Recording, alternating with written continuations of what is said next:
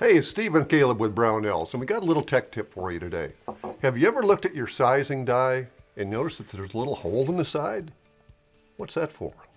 Caleb, you want to weigh in and you want to guess? Steve, we were literally just sitting here. I picked this up, I looked at it, and I said, there's a hole in the side of this die, Steve. I've never noticed that. Clueless, And right? yeah, clueless me.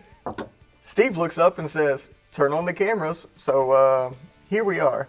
With that being said, please educate me as well as someone else. Well, I've been reloading since the 80s, and because I couldn't afford to buy ammo off the shelf.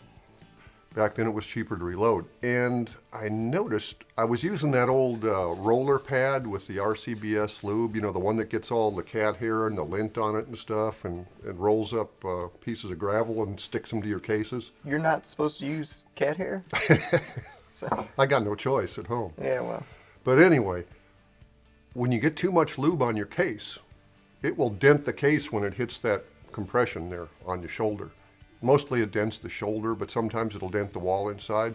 And this little hole here gives that extra lube a place to escape. And your cases come out looking like they oughta. All right. Well, that's pretty nifty. So I've had some, when I first started reloading, I had some issues with some overloop cases. Probably didn't have that hole in the die. Probably.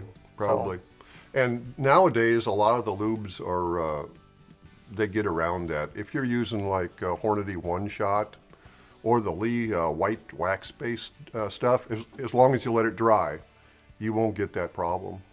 But if you're using the old sticky type or something you made yourself out of lanolin or whatever, it helps to have that little release point there.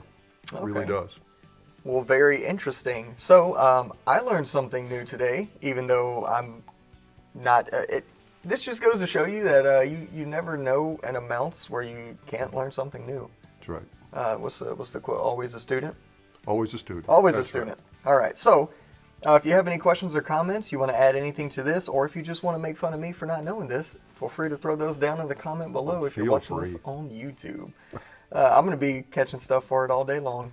So with that being said, if you need help with anything else, feel free to give us a call on the tech line. We'll be happy to help you out.